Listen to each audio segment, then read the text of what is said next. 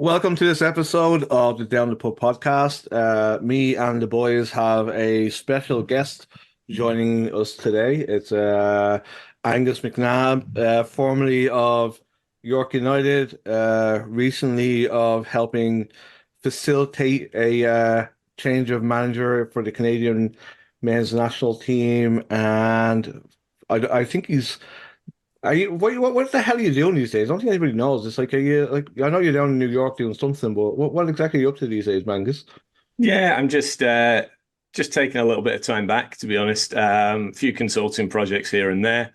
The one with Canada Soccer being the most recent, and then doing some work as well with friends who are from the UK who run a digital agency, DSM, that's part of YMU Group as well.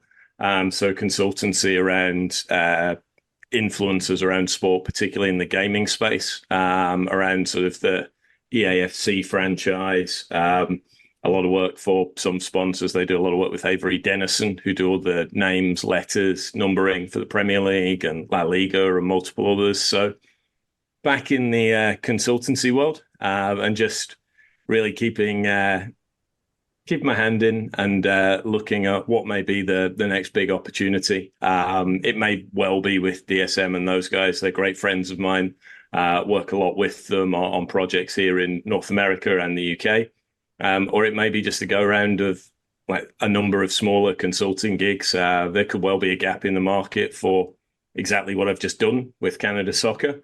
And just because you come from it from a standpoint of being a practitioner and someone who's done that in a club, and actually realizing some of the support services and things that you put around GM sporting directors in these processes to help them sort of set their evaluation criteria, set questions, tasks for interview, all of those kind of things, really, and work through all of that. So a number of consultancy projects and things keep me busy. And then look, it's working in football on the club side full time is pretty selfish. So a little bit of time back with the boys since Christmas and the New Year and things like that, and just trying to get a bit of balance back to it all, ready to go again, to be honest.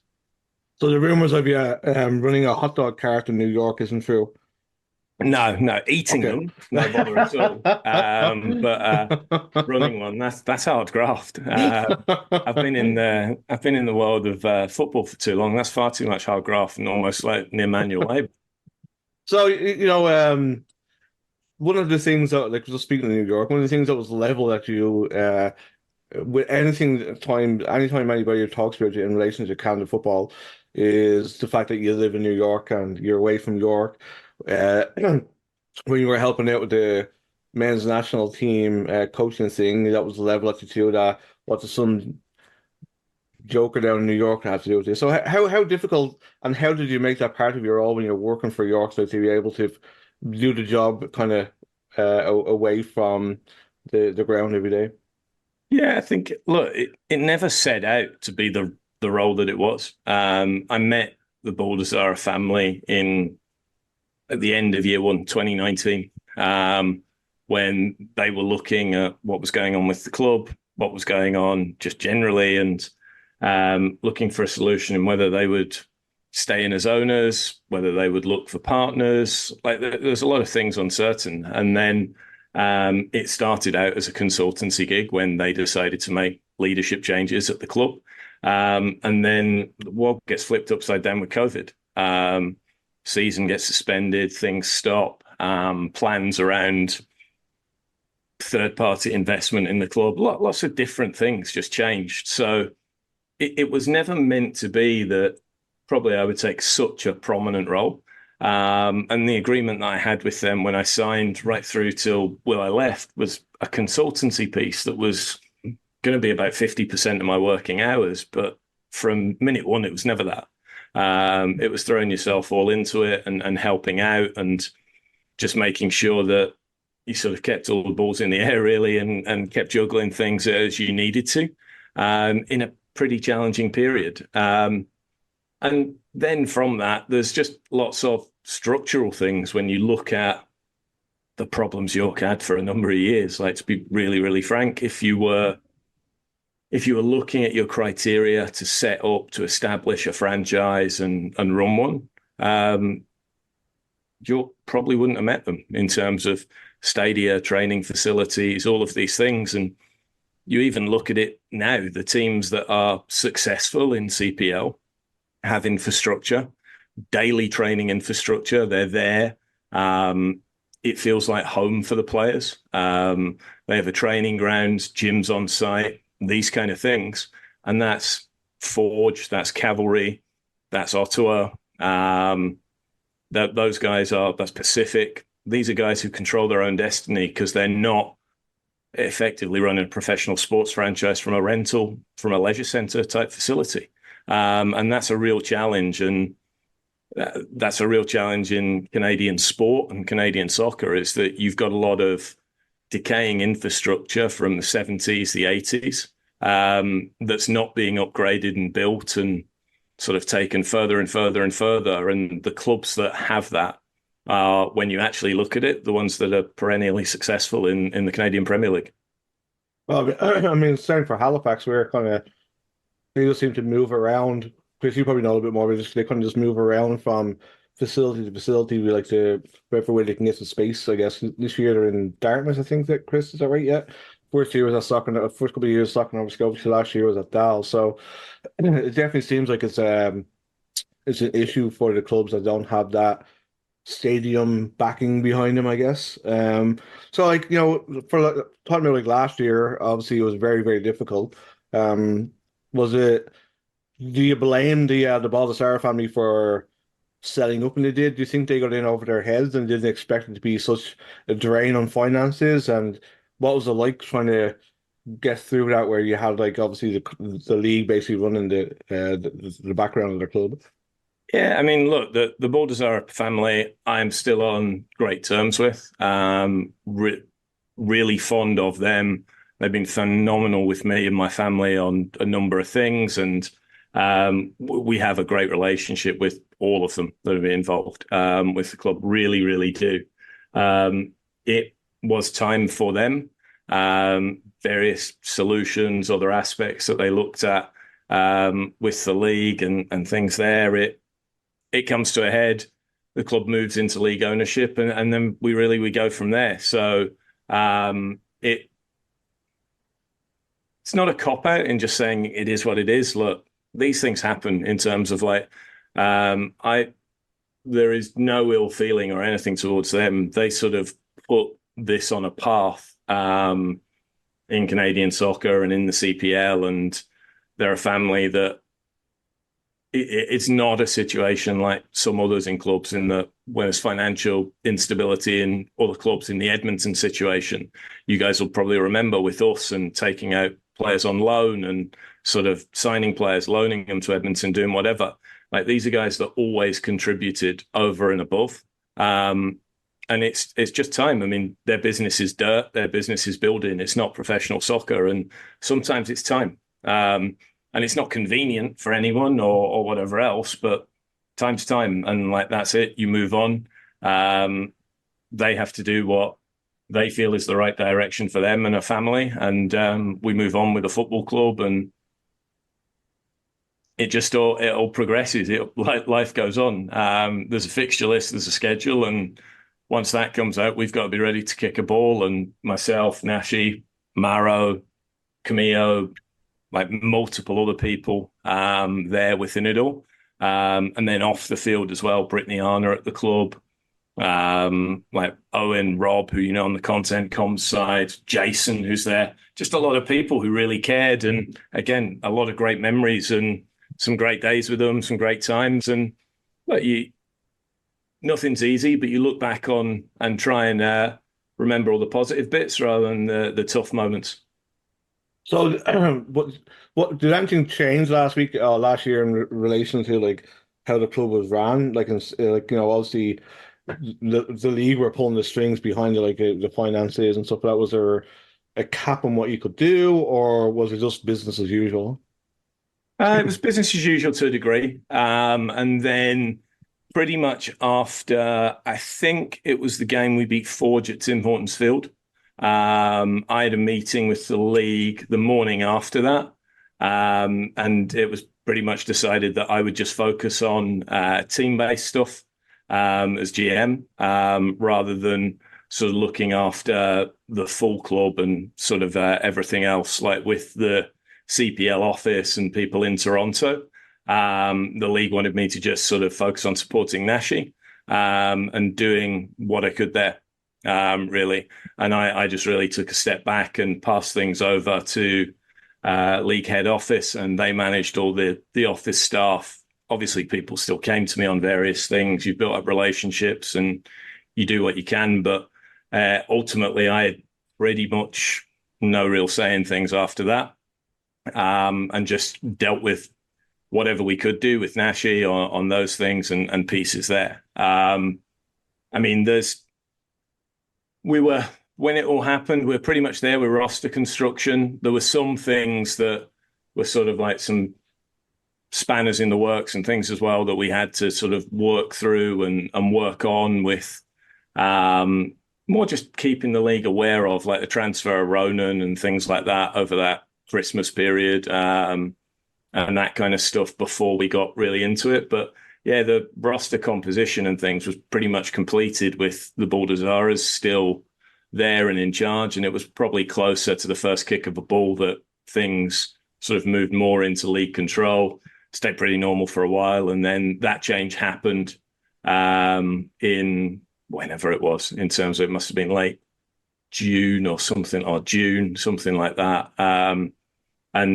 Yeah, when that change came, my contract changed as well with it. And then it was pretty much told to me that that was it. It was done for me, because there was a finite end date of the end of October put on my deal. So I just then went and saw out that portion of what the new agreement that they had put in front of me, and was sort of take it or leave it was. And I just felt I owed it to Martin, Maro, the players that I brought in, to stick around really and see it through.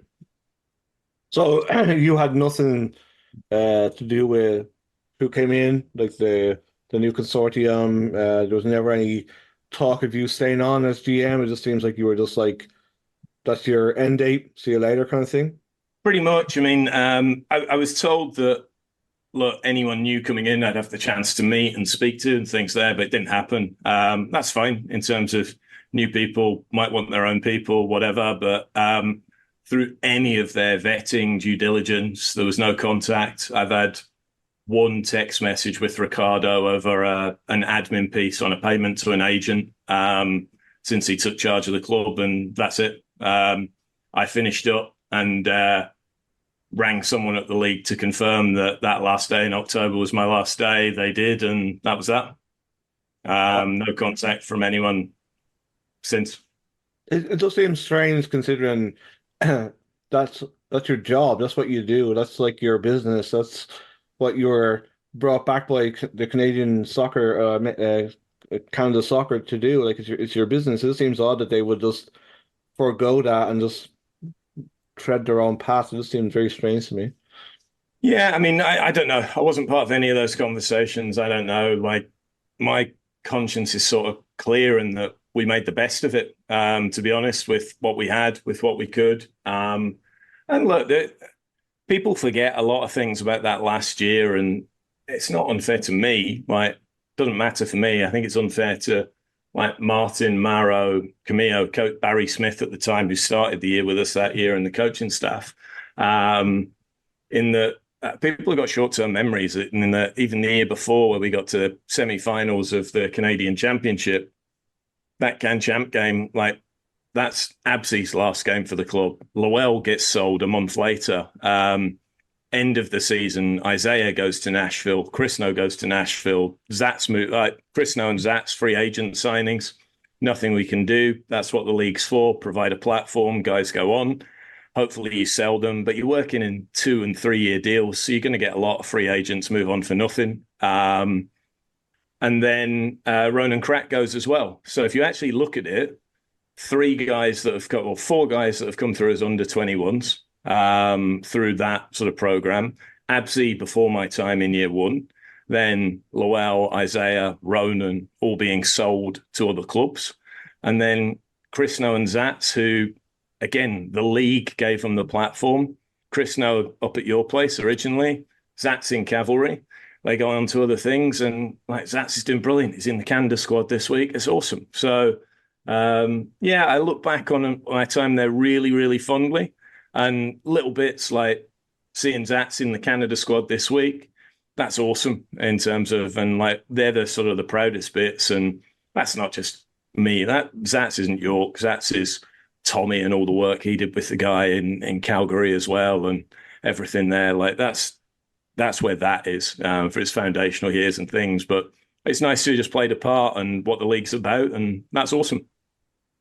Yeah, so was it obviously you've probably been around football agents before and all that kind of stuff, but how's the league adapting to the fact that like they're now selling players? Like, you've mentioned there you probably saw what 3 or 4 players, and we've seen people that Calvary move on and things like that. Like, is the league adapting to the big harsh world of football agents and world football? Yeah, I think so. I mean, like, look, there's two things in like football agents. One, like the domestic agents have got a really important part to play. Because clubs don't have really evolved scouting systems and networks because it's such a big country. So if you've got agents presenting you players, done a lot of the work on clipping highlights that put you in a position to go and watch games and act as a filter and a way in, like that's really valuable. So the domestic agents are really, really valuable to the league.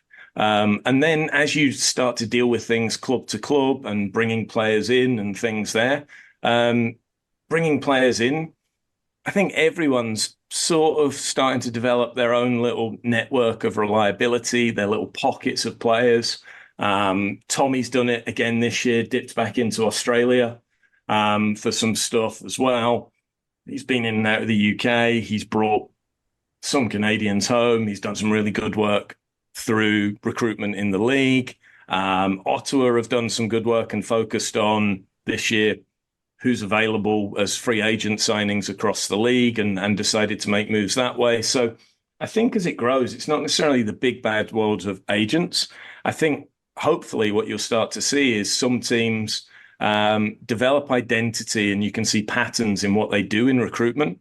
And that'll be interesting. Like Forge, again, more boys coming through the Sigma system and things there, like into the club, young players coming through, supported by veterans that have been there a number of years. And so there's Vancouver, massive push to go domestic. And you see it in a lot of their social posts last week, 10 days, this sort of like map image of where all these lads come from in like the greater Vancouver area. So, but I think through recruitment, you're starting to see some things and identities established by these clubs as well.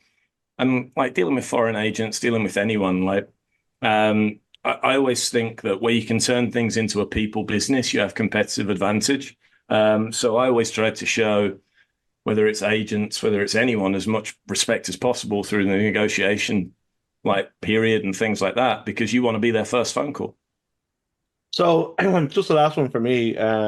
You've kind of mentioned there a few times like the relationship you had with Nashi, and obviously you've kind of built a good relationship with him. You brought him to the club, and it seems like a very good working relationship. And then obviously the big news, like last week was him leaving York. Were you surprised by that, considering like the kind of season, the start of the season they've had, and the kind of the difficulties that a manager would have in York, where the problems that we all know, the problems with York and with the crowds and blah blah blah. So like, were you surprised that that's how they decided to do it? And just to follow up to that, then is where does you see Maro, and what future do you see for him in the game?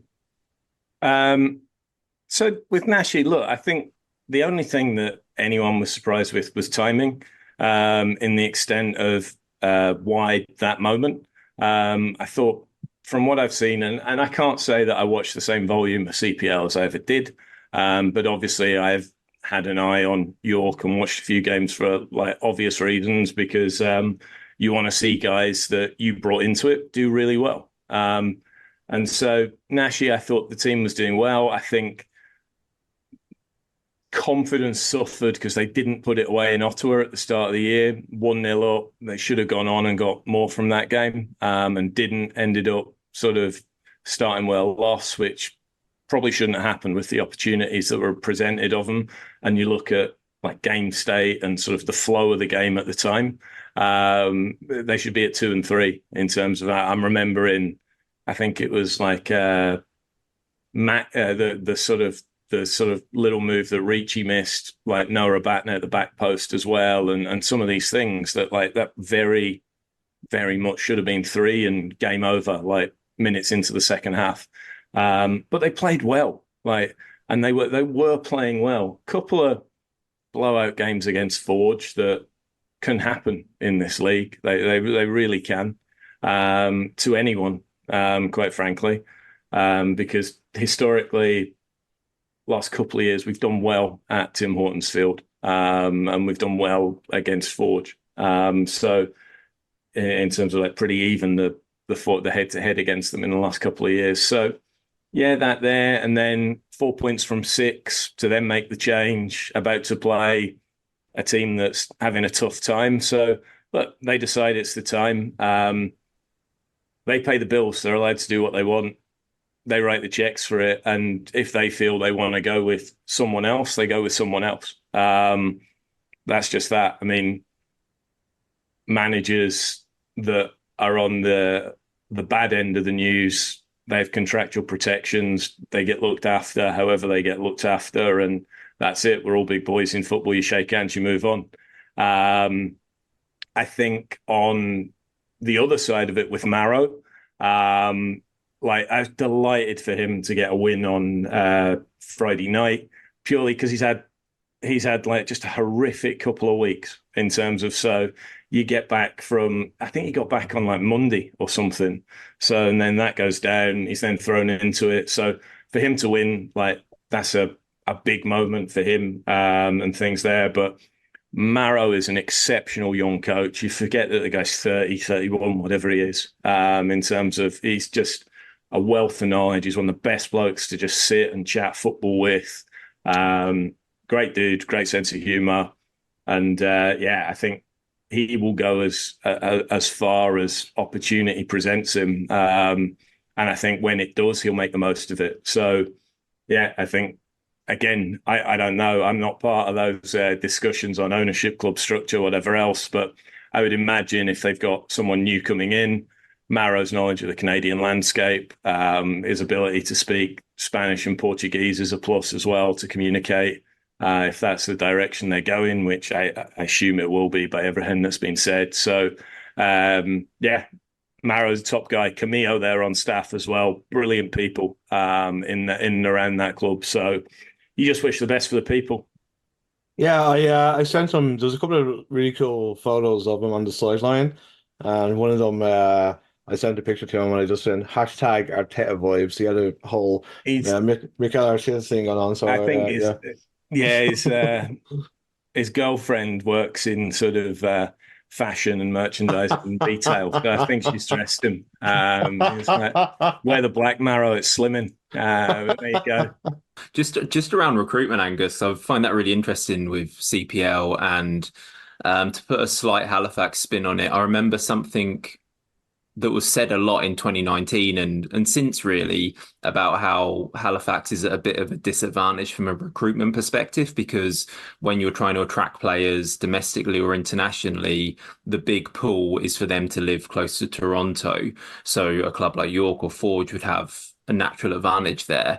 Is that just kind of a myth that people talked about, or from your experience, did you find the Toronto pool was something you could use to your advantage when recruiting? Toronto's definitely got a pull, but I actually think it's probably more of a pull for the domestic players than it is international. You, again, it sounds harsh, but like the level of salary and money that we're offering in CPL, like these guys are like, yeah, if it's Toronto, you've got a hook, you've got an in. But like your money goes further in other cities around Canada. And like if you're asking a guy from Brazil or you're asking a guy from wherever, like from Australia, like they hear Toronto, oh great. They hear Canada, they say oh great in terms of and things there. So I think it's about opening up the networks and seeing what you can get done and things there. So I think with domestic players in the GTA, there was definitely a pull for some guys to come home or do things that way. And yeah, there's a bit of things there, but each club, each coach, things have their own merits. Like Mass Ferrin, in terms of like, we were probably 90% that we had got Mass when we like got off the phone with him, and Josh, his agent. And then 24, 48 hours later, Patrice is announced, and Mass just went, no, I'm going with Patrice. And it's like, yeah, no bother. Like, away you go. In terms of like, there's connection there that we can't compete with. And throw in a little bit more money, it's not really going to solve it. And things there, like it would have to be dramatically more for it to really make a difference. And things there. So like there are definitely recruitment advantages. In a weird way, I'd love to be the GM in Winnipeg because I think you've got a massive advantage in salary cap with the cost of accommodation versus other parts of the country. And what that can actually do and certain things, because most of your players, like there's not going to be as many that are from Manitoba and are there versus just the population centers of soccer around the country. Vancouver Island, Vancouver, like expensive places. Cavalry, I don't know in terms of the rental market. I've never really chatted to Tommy or Topher on Halifax. I know the rental market is particularly expensive as well when you're bringing guys in. So some of the conversations are around like that side of it. What will my net pay look like? Foreign guys are always looking at what does the net look like, and things there with taxation and things like that. But it's nothing too complex. I mean, we try to do various things where we put together for like the right players, for Chris Snow, for Zats initially. We put together sort of player marketing decks that spoke about what we would do with the guys and how we would sort of put them to the fore in all of our messaging, all of our marketing when they would join. With Zats, what we would do, building profile, how we would look initially for that international loan that he so wanted, and we secured with Vassillans for him to sort of make that part of the package and part of the picture. But like, yeah, it's everyone has their own merits, and you've just got to sell your story. I'm not trying to dig and get you to share too much, Angus, but I'm really curious about your work with the national team and what that timeline looked like. From a public perspective, the Jesse Marsch signing kind of was quick.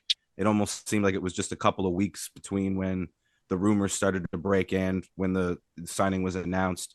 You saw some of the names thrown in and out. Obviously, like I said, I'm not going to pry for you to share too much. But in terms of the timeline, when did the national team call you? From the outside looking in, it seemed like Mauro Biello might even still have an avenue towards the Copa America. What was your, I guess, icebreaker with this entire process, and how much were you involved? Yeah, so I really maintained and always had a good relationship with a lot of staff at Canada Soccer through working with them on CANMNT, working with them on a litany of red card and disciplinary cases and appeals, with Isaac Raymond and refereeing. Like, so lots of different touch points within the federation. And I always tried to take the standpoint that like these are people working in soccer because they love the game.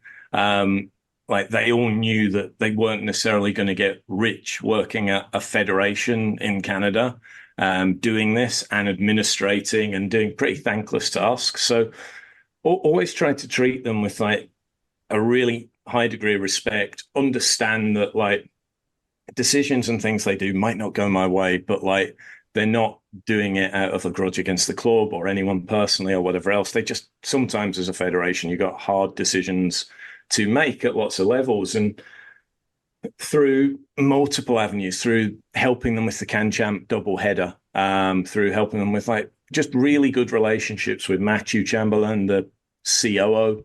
And then when Kevin got appointed, I just fired Matthew a catch up like I'd done in January before sort of anyone else was in the door or whatever else, and just said to him, like, look, I'm here if there's any projects you need to look at, work on, give us a shout.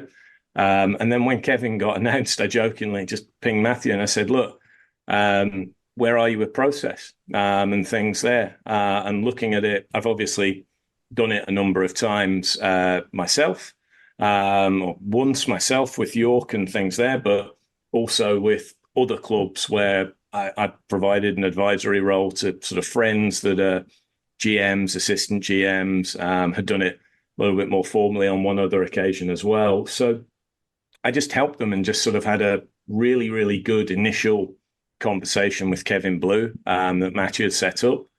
And then from that, there was a couple of days went by. And then I was actually skiing with the family in Vermont and had another call with Kevin where it was like, right, okay, if we were going to do this, how would you do it? So chatted to him that night, plotted it out, asked me if I could put it down as a proposal, did that very quickly that evening.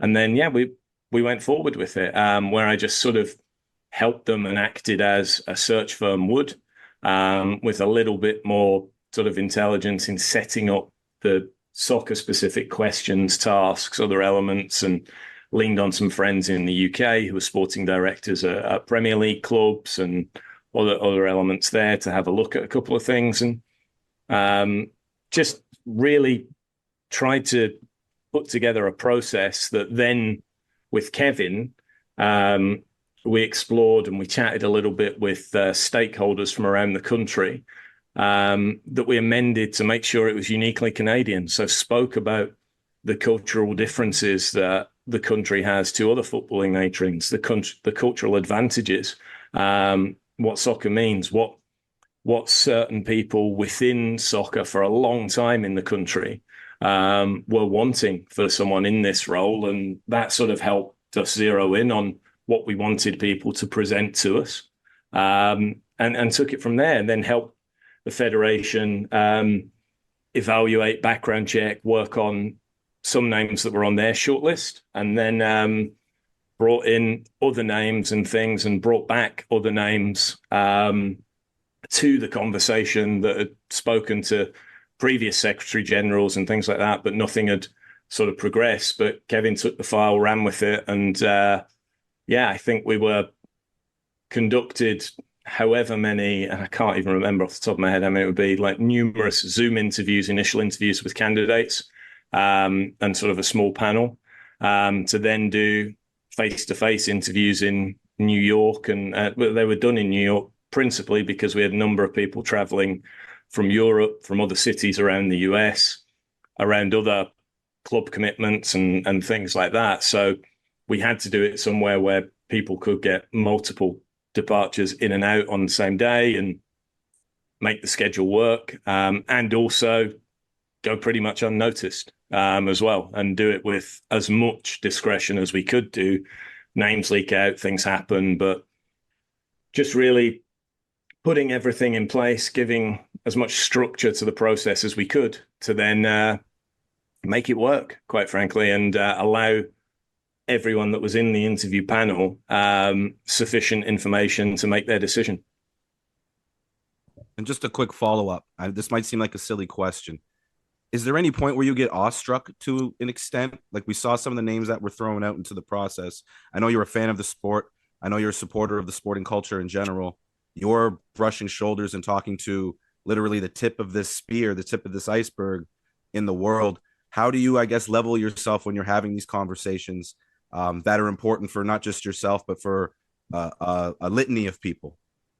It's a job to be done in terms of like there's you can't really get too high or too low on anything there. I think where where you get invested in it is once you actually meet and understand the people. It's not really the name, like on the bit of paper. It's actually the person that you meet behind it all. And once you've seen them present and you've seen the work that goes into it, look, there's obviously one person that gets the job, but there's a number of other highly talented, highly motivated individuals that also put themselves forward and give a lot of themselves in that process. And I think that was probably some of the most exciting bits in it as well, is that you saw how desirable this job was, and you saw how much people put into it and how much they wanted it, and the reasons why they wanted it and the difference they felt they could make at numerous levels of the game across the country. So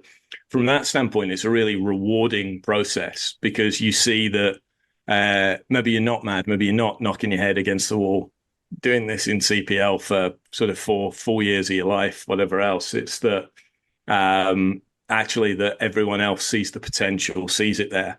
And it's like various other people's approaches to putting a little bit more gas on the fire and making it work and get bigger.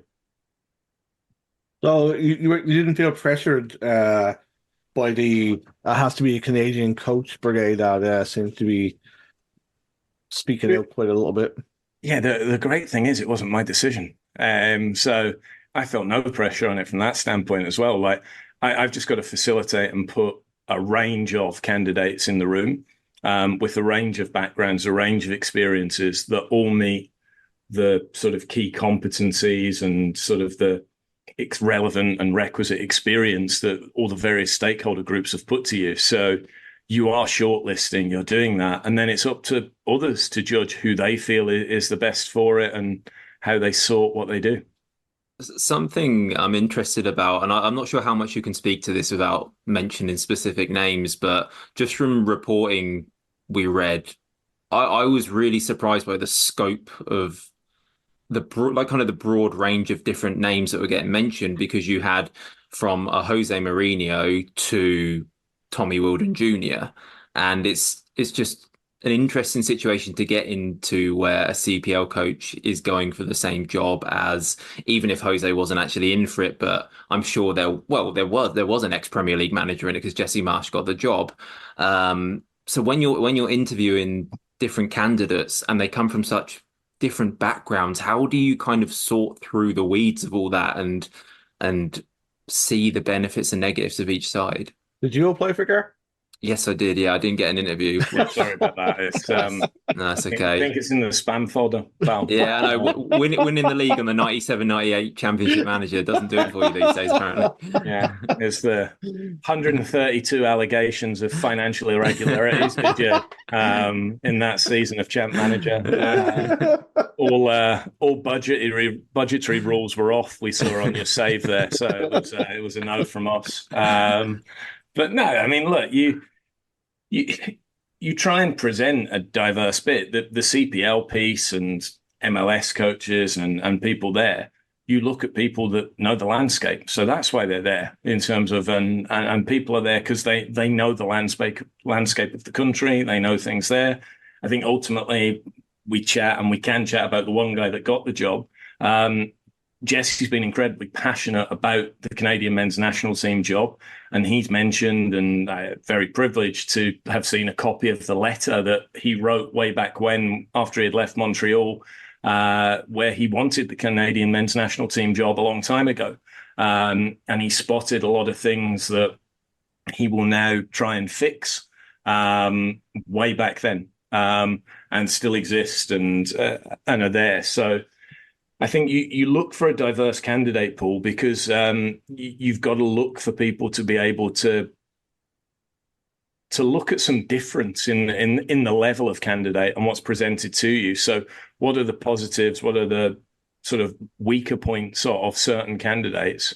And that's bound by experience. That's bound by whatever. But everyone that we had in there was a genuine shot at getting the job, and it was on how they presented, how they put their ideas forward, and the body of coaching work on the field as well to this point too. So I always think, and it's why there are rules in other sports around minority interviews and whatever else. It's like, one, it's opportunity, but also a diverse field gives you diverse options, in terms of you're not linear looking at A1 or A2. You're looking at the full spectrum of potential candidates, so that people can judge who is the absolute best for their very specific job. And And the Canadian men's job is different. It's not a job where we're hiring a manager who has to qualify.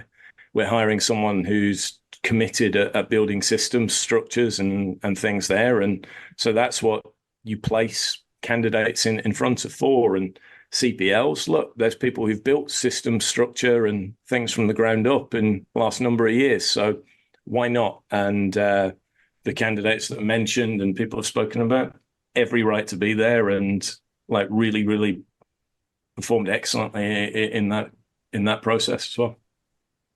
I was completely sold on Jesse Marsch because I obviously was aware of him, but then I saw the Monday Night Football piece he did with Gary Neville and Jamie Carragher, and I thought he was absolutely brilliant on that.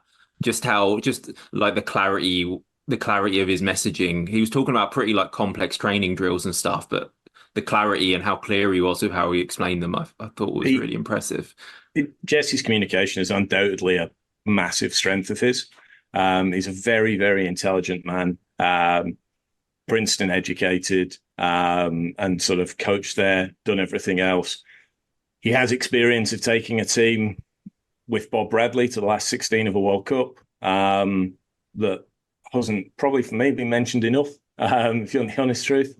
He's been there with the CONCACAF team at a World Cup, and done things there. So, yeah, really, really talented guy. And honestly, having known him as well, I've known Jesse since 2014 when we were a project together during the World Cup. He was doing on-air stuff for MLS Digital during the World Cup there. He's just a fantastic bloke. And I think people around Canada are going to love him and his commitment to things over the next few years. I noticed he was asked in the press conference about the CPL, and he mentioned how he'd watched some games and he wanted to get to some live games. How much of the interview process was dedicated to, I mean, was there a question about the CPL to most of the candidates? I'm just trying to get a sense of what people's attitudes towards the league are from outside of our little bubble where we obviously all care about it.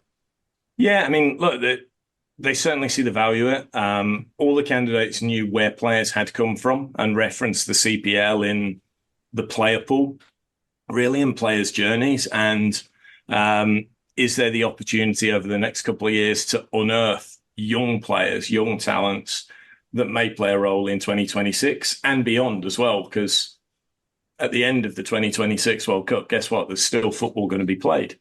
So it's, it's very much like part of the process, but it's part of the process in the evaluation of the overall talent pool and things there. And represented with Rob Friend and Josh as part of the panel that was in on the interviews as well.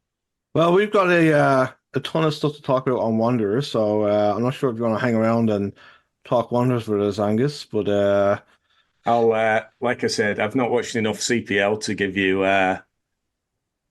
shall we say, educated commentary on things there. So I'll leave you guys to it on that one. But it's it's been fun to catch up, boys. It's been a while, and I'm sure in time I'll get back up to Halifax for a beer and to watch a game, because it's a phenomenal thing that you guys and everyone in that stadium's built, and going up there and for games and things like that is always a highlight of my time. Derek is a really, really good bloke in terms of someone that I would class as a friend that I made over the time up there. And so it won't be long. Things will turn around pretty quick. They tend to, I was saying to you before we started recording, that margins in this league are very, very thin, and you've got some decent players up there, some decent people. So I'll leave you boys to dig into it and all of that. But it's, it's been fun catching up and having a chat with you all again. don't expect a free ticket from Derek. Just going to say that to you anyway. Well, I tell you what, he's been all right to me. He's been nice to me. I've had several beers on Derek in that little box there in Halifax. He's been good to me. Yeah, so he's probably trying to get a loan signing now. Thanks, Angus. It's been amazing catching up, man. Thanks for being as always, you're always like really open and honest about what's going on, and you answer as best you can. I know some things are you can't talk about, but yeah, man, I really appreciate it, and it was kind of good to get an insight into that crazy last year you had in the CPL. So best of luck, man. No, brilliant. All right, guys, take care. Catch up Take care, soon. buddy. Cheers, See ya. Angus. Cheers. Bye. Bye. Cheers, brother.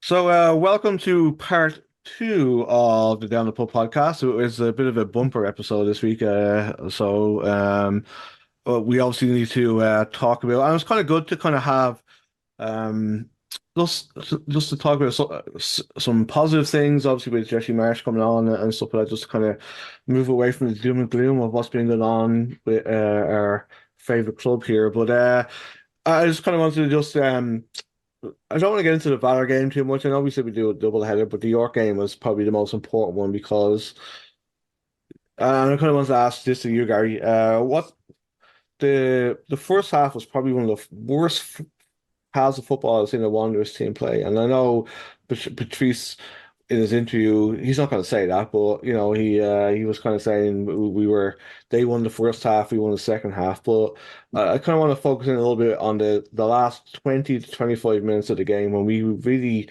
kind of came out on top and we were actually like looking like the team from last year. So that first half, how did we set up? Why was things not working? And then what do you think changed to flip the things around and pull out like a really good performance in the last 20, 25 minutes? I thought I mean, we were back to 4-2-3-1 in the first half. Well, the whole game, back to having Lorenzo on the pitch, who again is our reference point. Everything goes through him. I thought the first half defensively and off the ball, we really, really struggled. And I just to isolate the two goals they scored, and in particular the second goal that York scored, I felt like that summed up a lot of the off the ball issues we were having defensively. With the 4-2-3-1, as we've talked about, it's kind of still a back three when we're in attacking phases, but Wes becomes the left centre back next to Dan and Julian.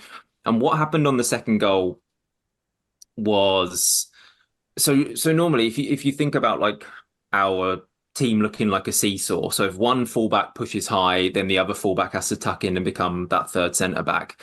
But for that second goal, Zach is already pushed way up on the right wing. Wes is one of the three centre backs, but then he steps up a line and he's got the ball. He plays a pass into feet and then he sees the overlaps on. So instead of going back into his defensive position, he goes for the overlap. And when he does that, that isolates the two centre backs on their own.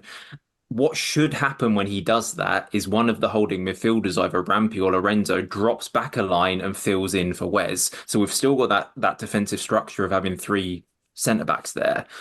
Lorenzo kind of half goes to do that, but he doesn't really do it with any great aggression or desire. So before you know it, York have won the ball back. Wes and Zach are really high up the pitch. The two holding midfielders, neither of which are really athletes who can run backwards. And then you've got Dan and Julian just completely exposed 2 against 3 or 4 it ended up being. And watching that goal, I was as annoyed as I've been all season, to be honest. Like I was texting you boys during it, and I said in that chat, like, I'm fucking rattled here. Like I was properly rattled by that goal because that should not happen. It's just communication. Wes has gone, okay, someone shout at Lorenzo. Lorenzo, you need to drop, you need to tuck in, and you need to do it aggressively and at pace. So we've got that three centre backs still. And I thought that was just a story of the half. So many off the ball issues we had defensively. And yeah, like your question said, second half was much, much better. And that last 20 minutes was as good as we've been since probably August or September. Because, I mean, we did win a few games towards the end of last season, but it had started to kind of slow down a bit. And I thought we were brilliant. How much of that is game state because we're chasing a game, I don't know. But it just felt like the players hit a point, almost like a wall of going, we're just sick of feeling the pressure of this situation. And they just started to play with a bit of freedom. Maybe it was that desperation to get an equalizer without the pressure and stress of a home crowd there. But they just seemed to play with a lot more freedom. Thought Diaz came on and looked really bright. Um, so yeah, it got a lot better, and hopefully that's what we see going forward.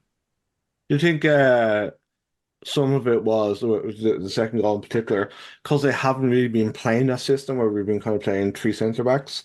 It's just kind of the muscle memory kind of gone a little bit, and that's why somebody didn't fall back in. Do you think that's Yeah, what? maybe. Yeah, that's a good point, mate. Because in the 3-4-3, the two fullbacks are both high and wide. It's not like the 4-2-3-1 where one is high, one drops back. So they're both high and wide. So maybe that just kicked in for Wes. He thought, oh, I'm a wing back still. I'm going to go way up. Zach's already way up. He's always way up. And the players around them didn't realize that had happened, and there were only two centre backs standing there. And yeah, could well be that.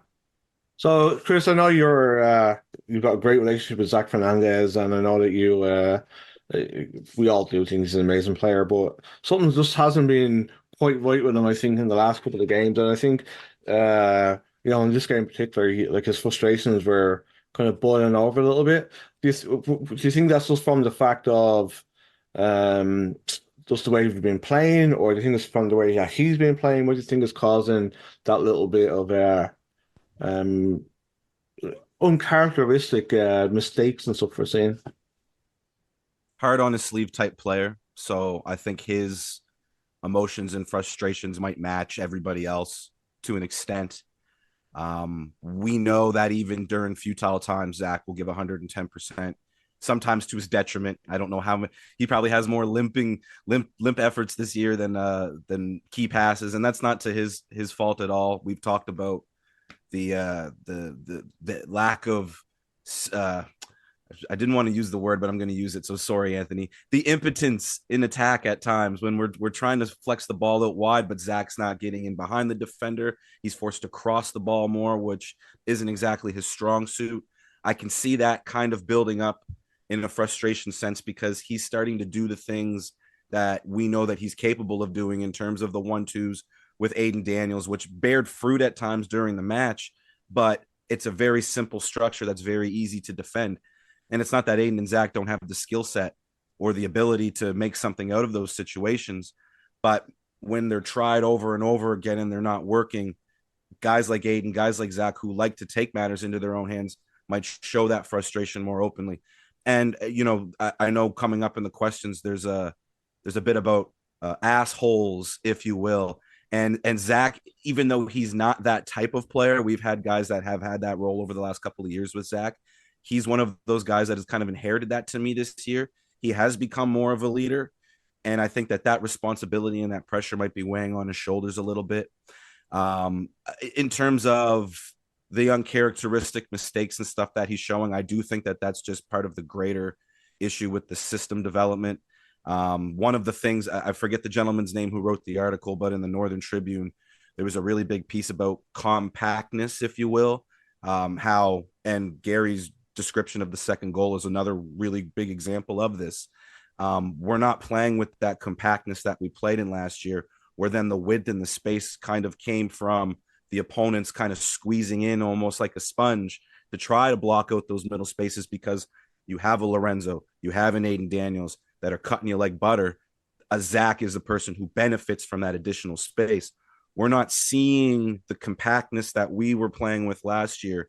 So it's not, and it sounds kind of weird to say it this way, it's not creating that reverse stretch where most of the time it was Nimick hitting the ball right to left. But there were times where he was actually finding Zach on that easy right-hand channel where Zach would then have 20, 30 yards of space to either run into or run on with the ball. So he's the type of player who is consistent, but when he finds streaks, he finds a way to get out of them. Ottawa is a team that you have to run down their throat, I believe. Gary might touch on this when we talk about the opposition corner. I think that he has a part to play. He has a role to play. Sorry, Gary. I didn't do my research, mate, so I didn't have time. My bad. But same rule applies. I guess I could give my quick little opposition quarter here. From what I've seen with Ottawa, they are susceptible to that outside right and left channel. It's the one place where I think teams are actually getting in behind. Their defensive structure is incredible. I'm not saying that Ottawa is weak in any way, shape, or form, but if you're going to get to them, players like either Riley or Wes on the left, Zach on the right, I'm assuming he'll start. And if not Zach, then Riley on the right as well. I think the freedom to get forward is going to be more evident. I think we're going to see three in the back. I'm completely speculating. I have no idea. But I think that is a pressure point that we're going to be able to apply on Ottawa. And I expect Zach to have a bounce back this week. Watching the game, that first half, I honestly thought we were going to get battered.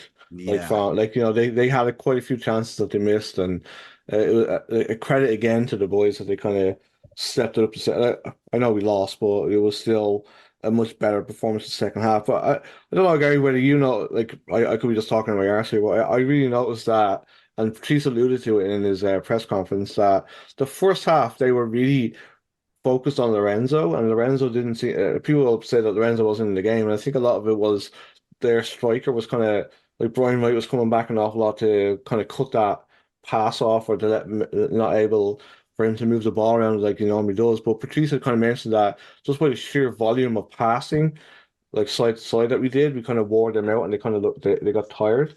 Do you agree with that? Yeah. I mean, that's what most teams do to us. You and a lot of like across football, like if a player has a very influential holding midfielder six, teams tend to drop their striker back to sit on that player. So it's there. So they let the centre backs have the ball. They drop the striker in on the six and they try to disrupt that way. I mean, even so, I thought Lorenzo was really good, to be honest. I mean, he's the only player that plays that line breaking pass. No one else on our team can do that, where he spies the tiniest little gap and he punches it through the gap and it hits one of the tens. And he played that pass a lot. He played 93 passes in that game. I mean, Wow. like I said, again, Jeremy and Rampy combined played 80. So Lorenzo on his own is going 10 over what the two players together has played in the previous games. Like that's how influential he is for us. And Lorenzo, even having a 6 out of 10 by his standards, is still gonna be our best player most weeks, just because of how like players tell you who they think the best player on their team is. And the fact that they always pass to him if they can, the fact that he'll run and get the ball off a player and they'll just kind of give it to him. It's because they know he can create something that they can't. So yeah, York sat their striker on him. Every team we play this season will sit someone on him, but he's good enough to deal with it. Yeah, that second half, I thought he really came into the game. Like he was spraying the ball around like the old Lorenzo, and I think he just grew with confidence. And I think he just hasn't really got going. It's been disrupted now, obviously, with the two games, like the suspension. But I thought that he was really, really good. So yeah, Chris, I just want to get your thoughts on. We obviously have a new wonder, Clement Bayiha, I think is how you pronounce it, but I could be wrong. So what type of player are we going to get? Why do you think that they've moved for him? And obviously, then just on the flip side, we've sent Thomas Giraldo, I would say is a fan favorite. He was one of my favorite players last year, and obviously we haven't seen too much from him this year. But what do you think about the move the other way? I think it's a clear and present example of what Patrice's plan is going to be going forward. One of the things that we've seen over the last couple of weeks is that we have less of a press, if you will. And a player like Giraldo, we've seen Callum Watson move on, Armin Wilson from a deeper midfield perspective. These players are all press first type motions. And now that they're all gone, we're seeing wider, more inverted players now coming into the fold. And Clement is definitely that type of player. To me, it does express that Patrice is moving probably more into that 3-4-3, 3-5-1-2, whatever you want to call it system. This is him making a move for a player that's going to get more game time than it appeared that Giraldo was getting. From what I've heard, not any type of falling out or any type of anything that player not working hard. nothing like that. Just a situation where a system changes and a player just doesn't quite fit into the box. So from what I've understood and what I've seen of Clement, he is a wider player, defensive minded first, but definitely gets forward in attack. He's been playing in more of like a right wing back, right winger position for York over the last couple of years, but situationally where Martin Nash likes to play, where the opposite, similar to us, the opposite side tucks in a little bit. He's had a relationship on the ball with Jeremy Gagnon-Laparé. So their relationship has actually a little bit of a purpose and a reason as to why I think the signing was made as well. But he also fits that model in that mold of a Zach Fernandez, of a Riley Ferrazzo, where they've got that tenaciousness in the low to the middle block, but they also want to get forward and get involved into the attack. So, and everything I've heard, he's a great guy. I've heard he's mates with Julian Dunn. There's a brief history as well, I think, with one of the coaching staff. So he's a great guy, great young man, and I'm excited. But on the other end, it is kind of heartbreaking to see Thomas go. You said a fan favorite type player. We're not that far removed from losing a guy like Callum Watson. Fumpa, for his brief stay with the club, he was a fan favorite as well. It's always hard seeing these guys go, but we also have to understand that it's a business.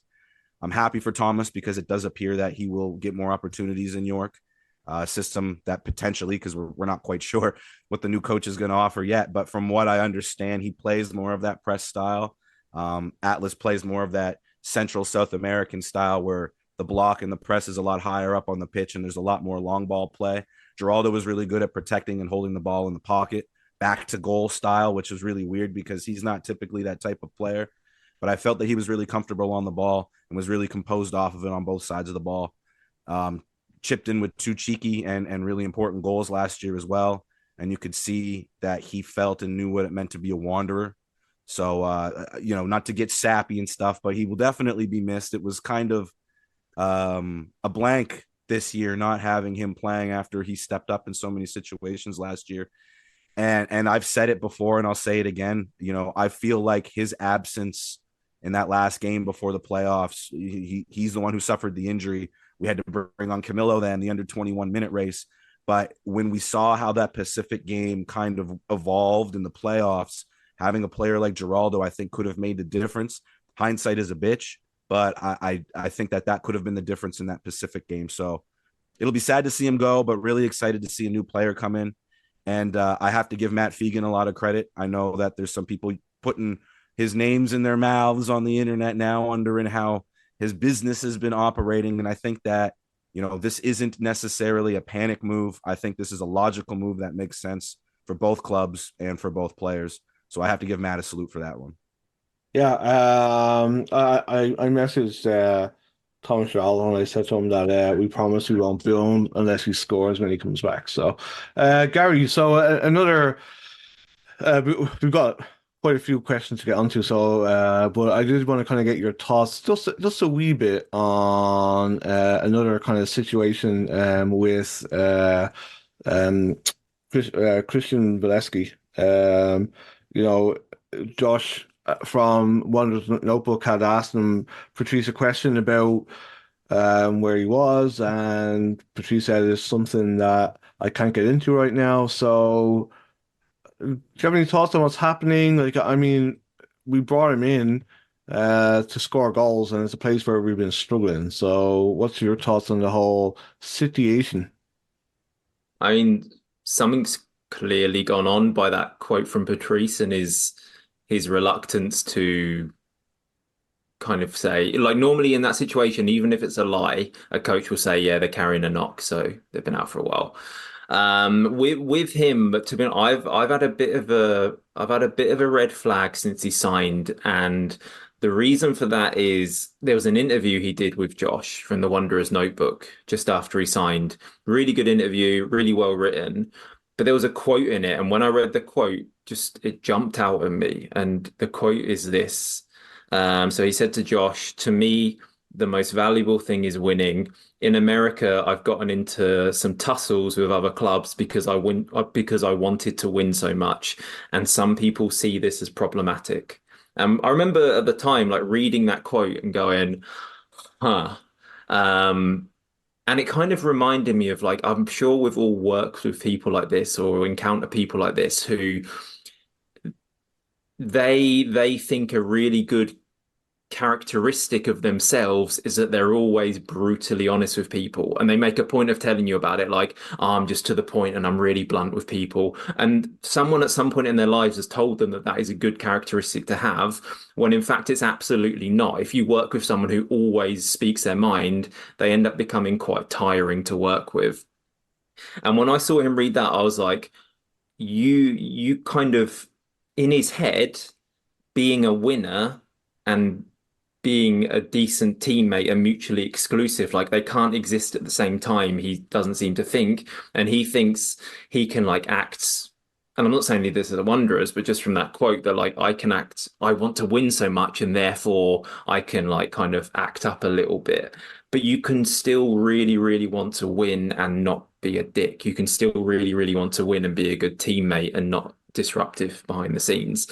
So just from that quote onwards, I've kind of been thinking, what's this going to be like? And then the performances haven't quite been there, have they? You see him on the bench a lot, and the writing's been on the wall for a couple of weeks, in my opinion. Um, so who knows what's going to happen with him? But it doesn't look good, does it? That he's not even making squads now.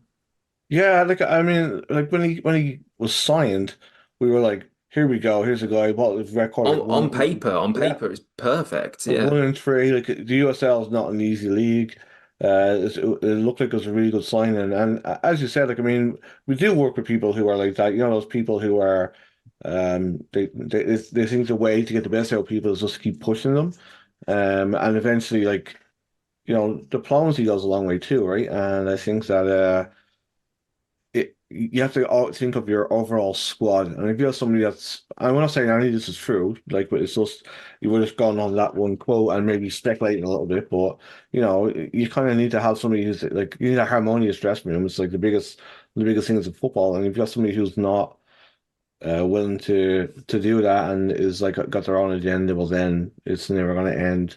Well, so I want to see him do well at the Wanderers. Like I want to see him scoring goals because like he's more than capable, obviously, because as you said on paper, he's a fantastic footballer. There's obviously something that Patrice and Matt seen in him to bring him up here. Like I mean, it's wasn't like he was playing for York or anything that they've taken him from down the States. So yeah, it's going to be one that I think that we'll probably hear more of in the next couple of weeks to see what's going on because I'm sure it's a big part of our cap that's invested in there too. So let's see what happens. All right. So moving on to some questions. Let me see here. So where are we? Sorry, boys. I think we need to come up with a better format of trying to get these things because they're all over the place. Oh yeah, and I really hope that season 1 or Elliot Simmons picks up a club here. I think he's a really good player. I was kind of sad news seeing today that he's mutually terminated his contract with Vancouver because he It'll was. it'll sign for a British club, I'm sure. I know he had trials with a couple of National League teams, so I imagine he'll end up there. He's a solid Plus, player. Sorry, go ahead. and a solid person too. Like that, Yeah, that literally, Anthony. Like I was just gonna say that he's a solid player and a solid person. Off the field, I've been able to interact with him almost as much as any other player during that first season. And the first questions, all how's your mom? How's your son? Somebody who has the mental capacity and understanding of what it takes to be a professional. I've heard nothing but wonderful things about him in Calgary, and he's even taken quite a liking to the Vancouver fan base as well. It seems like there's a lot of sour tastes in mouths in regards to how Vancouver maybe treated Elliott, according to some of the details I've been reading today. So, yeah, I do hope he lands on his feet. He deserves it. He was a loyal servant to the Wanderers in the first year. I know things didn't quite pan out, but here we are talking about him in year 6. That just goes to show you the type of player he was, the type of person he was. He left everybody with a good impression. So yeah, I'm excited to see what his next step is because, like Gary said, he had some trials over in England. Contractual things became more of the issue rather, I think, than performance. Sounds like he actually might have had some spots to go to. So maybe he'll land on his feet as soon as possible. Yeah, let's hope so. So this one is for you, Chris. It's from Robbie. I'm not too sure I'm not too sure what Robbie's last name is. Is there a point as a supporter where you kind of just give up caring and you just go watch for something to do, or do you support more when things are tough? So just as a little add on to that, like I think that's kind of one of the dangers that, and I think we've kind of talked a little bit before, is that people become apathetic to us being shit.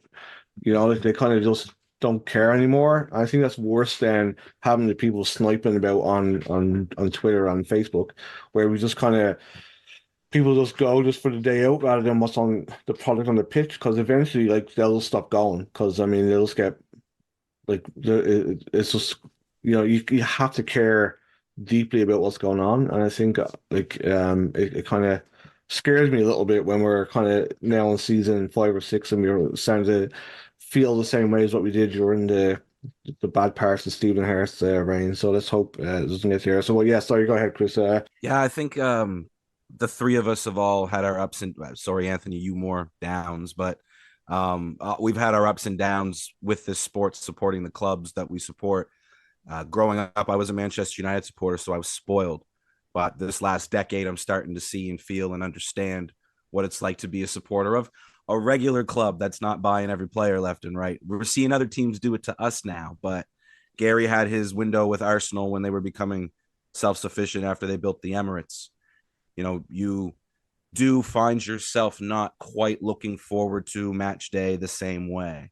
You know, I'll even say 7 or 8 years ago, the beginning of Manchester United's barren run, we were still going out to midweek matches for beers, making a habit of the weekends to try to do breakfast and then get to the match at noon at a bar or something, actually making a day out of it. Success genuinely breeds that sort of day out festivity, that feeling, because if you're going to put your time and money into something, you don't really want to be let down at the other end of it. Or on the contrary, if you're let down, at least you were entertained.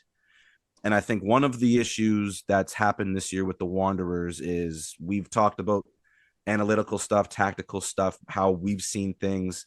We were just talking about the last 20 minutes against York. That's fantastic. How many of our supporters were still tuned in those last 20 minutes? Those numbers are dwindling. I've seen more people walking out of the stadium earlier rather than staying to the last minute. The entertainment factor is almost, I'm not going to say it's on par with the results factor, but it's almost on par with that. And with Patrice, there was that promise of more entertaining football, more fluent football, and not for a lack of effort. And you know, I've said this to people in other channels and other mediums. It's not like the boys are playing poorly on purpose. It's just something is not clicking. There is a belief and an effort to play an entertaining style. It's just not quite clicking. So from a fan base like ours, who for, you know, you said 5-6 years, Anthony, you know, we'll put the COVID season aside. That was probably the closest our fan base was with each other, ironically, because we made it to the final. So it was, you know, worth getting out of the house during the pandemic to go see all the good faces. But we wouldn't have had that if we were losing matches. So I don't want to say it's a fickleness, because fickle is the wrong term.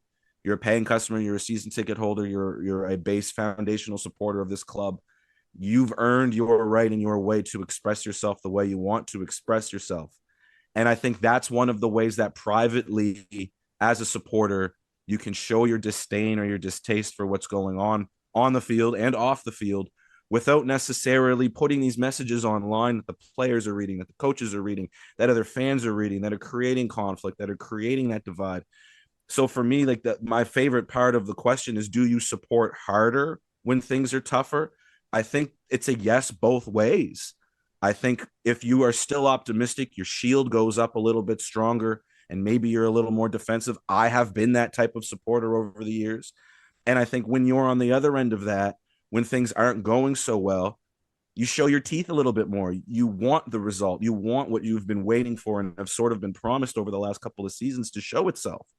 So I think that to answer the question, even if I don't necessarily answer the question, I think our fan base has showed that we respond harder to results, mostly because of how the results have been over the last half a decade now. Yeah, Gary, do you want to add to that? Yeah, I completely agree with everything Chris said. Just two super quick points. Firstly, the reality is most fan bases never see their club win anything. If you think about the English pyramid system from Premier League to Conference, there's what, 100 odd teams. In all of those supporters' lifetimes, maybe 20 to 25 of those clubs will ever win anything. So you've got a good like three-quarters of those supporters who will never in their whole lives see their club win anything. It's a sport where there aren't that many trophies. So yeah.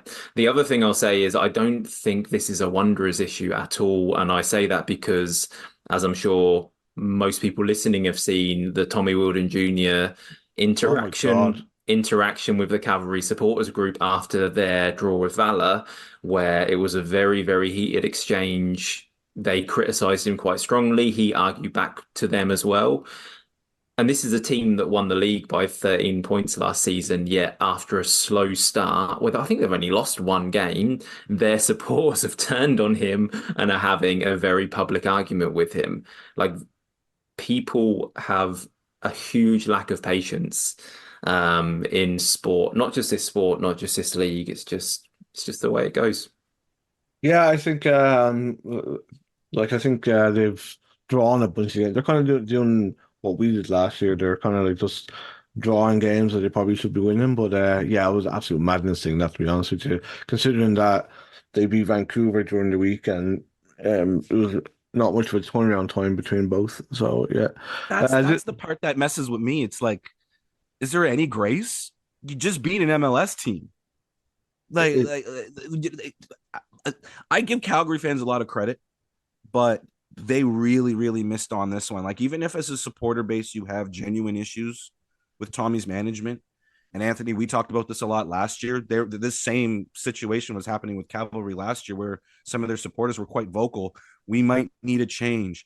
We're a little bit stagnant, and then by the end of the year, they were lifting a trophy, and like we're this close to lifting two, doing the double, and then they just beat an ML. Like, I don't want to say spoiled, and I know that they want to win that playoff championship. They want to beat Forge. I get that, but you're not losing that opportunity in May. So I don't understand the urgency of the supporters to bail on Tommy like this when he's done so much for this club. it's madness. This one's for you, Gary. This one's from Brandon Copeland. Um, I feel we're kind of getting run over in the midfield, and the biggest change since the off season, when I think about it, is probably trying to replace Mo Omar. Can you talk about the types of traits that define Omar's role in the 11 last year and his play with Lorenzo? Um, is there anybody he compares to on the roster this year? And do you think, depending on the answer to number two, is that part of our current pain that we've lost Mo Omar? Yeah, I think there's an element of that. I think Mo, I think he was flawed, but I think he improved greatly towards the end of his time with us. Very, very calm presence on the pitch, very tidy. I don't think he was as progressive as he wasn't the most progressive passer ever, but he was very switched on off the ball. And that's kind of since the York game, that's been the thing I've been thinking about a lot. And there's a question later from Nico about recruitment needs and like something I'll talk about then, but I'll touch on quickly now is I feel like we have a lot of number 10s in our team, it feels like at the moment. We've got a lot of diminutive sort of 5'7" players who technically are really, really good. But I feel like off the ball defensively, we're lacking something at the moment. And Mo brought some of that to the table. We need legs in the middle of the pitch at the moment. We're getting run past. We're quite an easy team to run through because, again, Rampy and Lorenzo, for all of their qualities, you can sprint past them quite easily.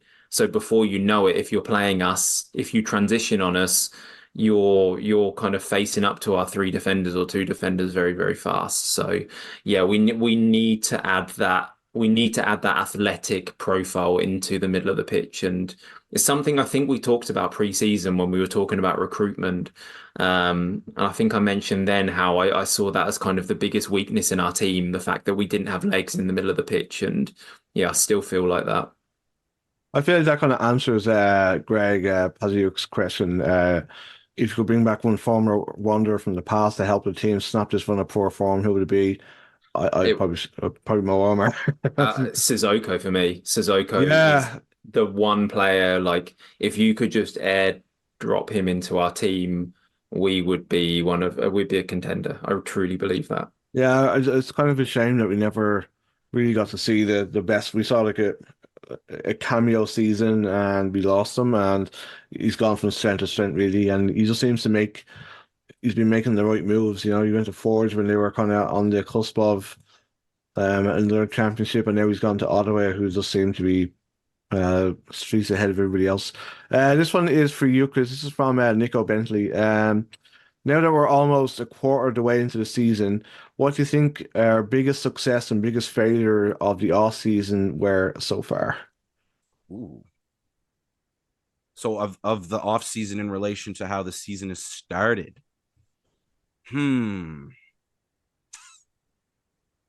think success wise, despite the fact that we haven't gotten the best out of them, and I mean, we were just talking about the Valesky situation. We haven't been able to see DS.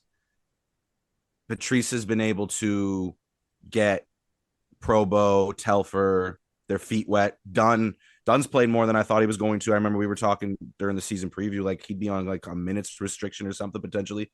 It seems as if he's first choice with Dan in both the 2 and 3 center back sets. So there might be a little bit of reluctance from the general fan base to agree with me, but I do kind of like the fact that the newer players are still implemented into the system. They're still trying to get themselves ahead. With Telfer now, we've seen 2 goals, both scrappy situations, but both situations where he was in the right place at the right time.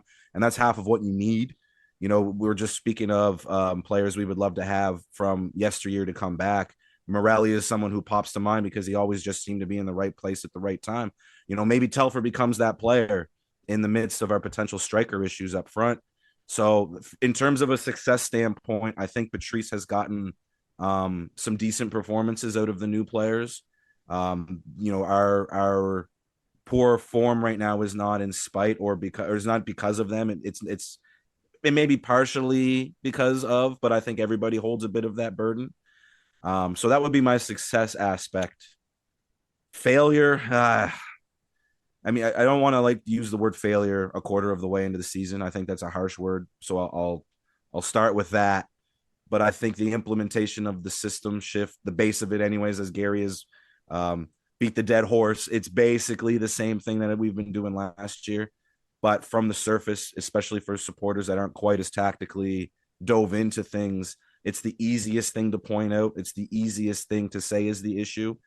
And I just don't know if the reversion back to 4-2-3-1 at certain points gives the fan base more security. I think, if anything, it gives the fan base more doubt.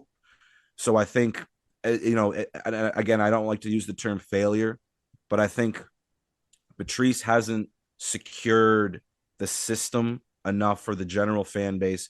The casuals, for the most part, and I'm not saying that in a wrong way. I'm just saying that in a way where I had 2 people messaging me during the last match, for example, basically asking me, what's wrong, Chris, in your opinion? And I just tried to give them the basic, X and O version of what I saw. And I think that has been one of the biggest shortcomings of the season, is reverting back to what I was talking about with entertainment. It's just not quite clicking. And I think that, Gary talked about a 10-match benchmark before you can really, truly panic.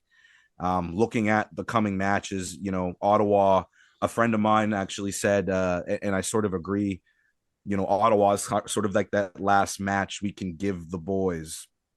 After Ottawa, we really need to start seeing some results. Obviously we're not going to go into Ottawa with a defeatist mentality. And I personally think that we could be a bit of a banana peel for them. They're on a roll right now and we're hungry, and we just saw 2 teams, York and Valor, play us the last couple of weeks with that mentality, get a result against us. So why not us? That's going to be a big piece. And I, I don't want to say that that's a failure, but if again, it's a harsh word, but if there's another shortcoming that I could point out is that matching the opponent's energy has only happened once this year, and it came with a point. So that I think is also got to be something that we really strive to do, is really match the other team's energy in the first 20 minutes, not taking advantage of tired legs in the last 20. Awesome answer. There's a couple of questions that people have asked that we've kind of touched on. So Becca from the kitchen would love a discussion on the loan agreement with York just announced. So we've touched on that. Bobby C at Tractor Boy, Nova Scotia. Congrats on Ipswich making the Premier League. It's just a question about Clement again and what he's going to bring to the team. We did have a good question, Gary, for you from where is it gone? From I'll open your password. Tyler Fleming. What differences have you seen off the ball so far? The setup feels less pressy and more of a mid block unless we are trailing. But not sure of the numbers behind it all. Yeah, we do set up in more of a mid block. We've never been a massively pressy team. I think Thiago Coimbra, when he plays, can create the illusion that we are because he's just like a Duracell bunny, isn't he? He just runs and runs and like to a detriment. Actually, sometimes it does frustrate me. I think he dives in when he doesn't need to dive in. You need to conserve your energy a bit, but he's young. Like he'll soften those edges. But we've never like I don't think Patrice. I'm putting words in his mouth here, but just from watching us, he doesn't seem like someone that likes to press too high to me. He's a coach who prioritizes control. And when you are a high press team, you cede a lot of control because you, by default, you're incredibly vulnerable if that press gets broken. So I think we instead of pressing players with the ball, we press passing angles. So if you watch us, the players will kind of, if a centre back on the other team's got the ball, the players will kind of shuffle along to try and figure out what angle is that player looking to pass into, and we'll press that way instead because if you don't do that successfully, the downside of it is far less harsh because all it means is you're still kind of in your shape. So if the ball does get played through you, you can jump back in and win the ball back. So yeah, I don't think we're a particularly pressy team. I know there's a lot of Liverpool fans in the city, and I think because a lot of those fans for the past 8, 9 years were raised on Jurgen Klopp, they see that as the kind of the apex of playing football, this chaotic, aggressive pressing style.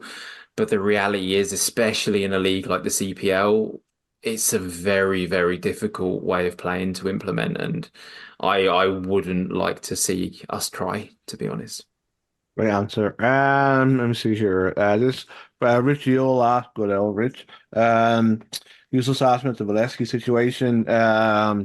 Would you consider bringing back Perusa as a replacement, Chris? I guess on the surface, that is kind of the need.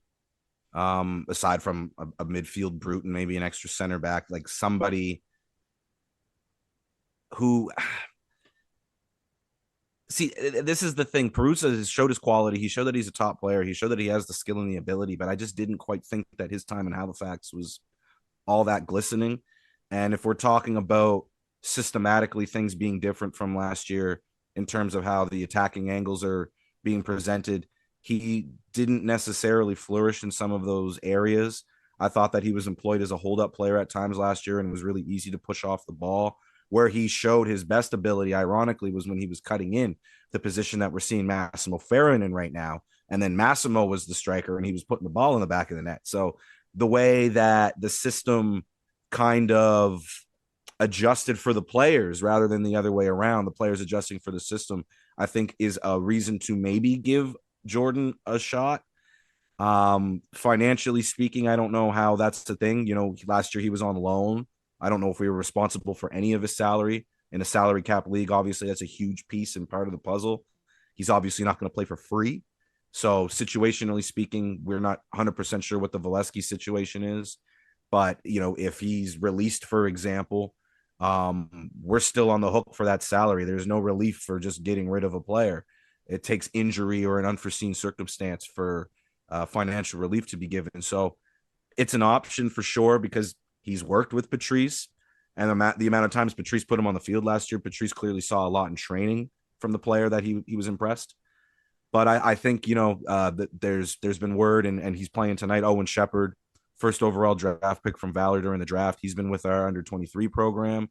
That could be a cheaper, more reasonable pick, low risk, high reward. He's proven that he has the ability at this level by playing with a lot of the players that are in the league right now at the university level. So it's a shout. It's obviously, I think, a name that's probably on Patrice's speed dial, but I think there's a lot of ins and outs of that deal that have to be figured out before it would ever happen, especially since, because, again, Angus so wisely put it, the margins are thin to bring a player like him in a quarter of the way into the season now. He hasn't been training into the new system. Will that familiarity with Patrice bear that fruit quickly and he'll step right in and look like he's been with the team for the last 3 months? Or is it going to take him time to get into the season, time that, we can't really afford to give right now? So I like, if the Shepherd thing becomes a thing, I like that better, because at least he's playing with the under 23s. He's training with the first team. He's integrated into the system. Perusa, although he'll be familiar with his teammates and familiar with the setup, it's just, if something's different this year, not in a negative way, but it doesn't feel the same way. And I think that might be more of a risk than bringing in somebody like Shepherd, for example. Yeah, I thought that Perusa struggled for the first few games trying to get up to speed with everything, and it would probably be the same because I think he's played once maybe for Toronto this year. So I kind of wanted to end on this question because I think it's a nice question. I think we can all answer it. It's from Andrew Beeman. Since we've got a bunch of lovely lads in our squad, which of the current Wanderer squad would you each like to take on a completely platonic, no funny businessman date with, and why? And also, where would you take them? So, Gary, you can go first with that one. Got to be Lorenzo for me, hasn't it?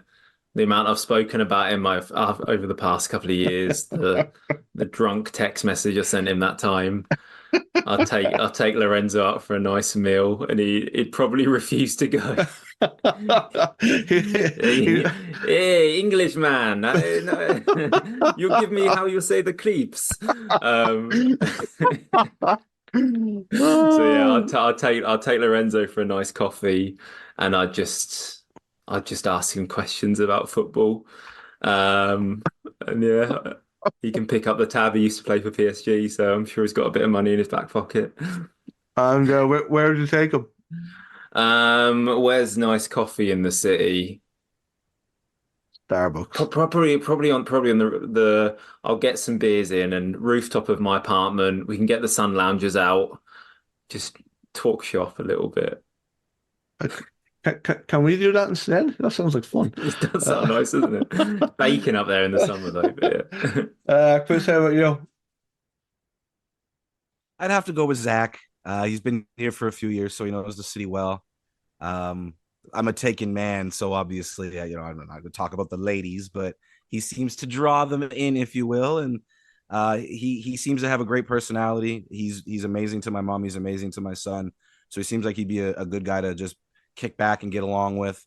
Where would we go? That would be fun, actually, to like just run through the city and do whatever. Kind of give him the lead. I think I wouldn't make the suggestions for the venues. I would actually ask him where you want to go, what do you want to do.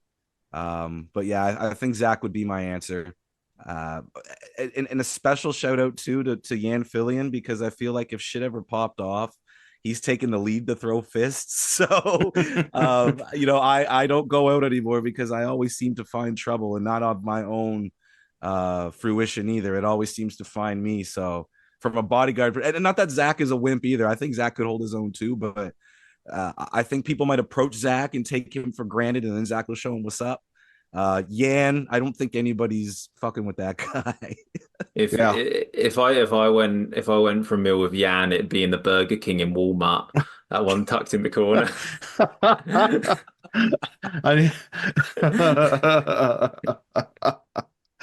And it wouldn't even be a planned day because Gary would have just followed them in there. Yeah.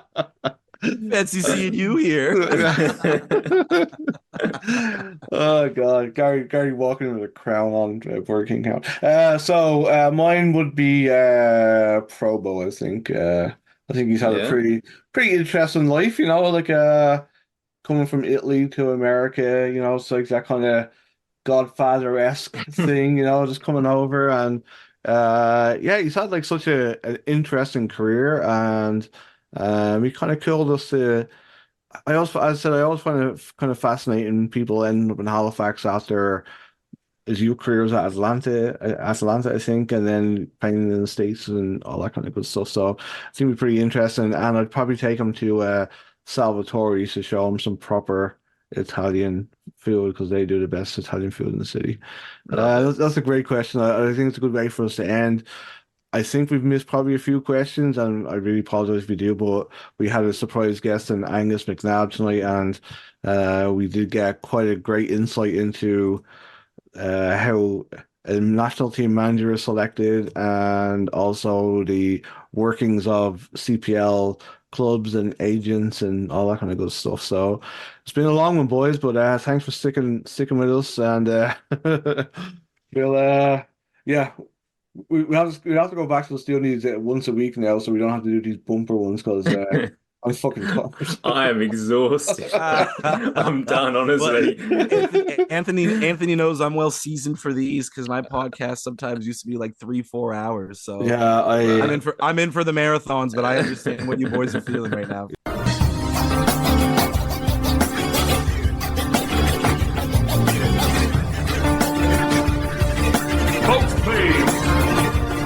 Right foot, please. Time to drink up, folks. Get out.